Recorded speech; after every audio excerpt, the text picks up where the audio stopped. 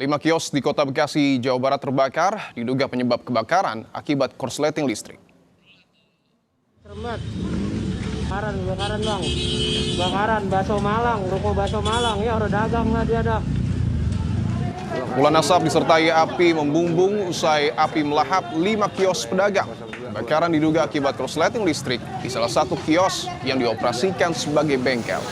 Banyaknya material yang mudah terbakar di dalam bengkel membuat api dengan cepat merambat hingga membakar 4 kios lainnya. 2 jam upaya petugas Disdam Karmat, api berhasil dijinakan.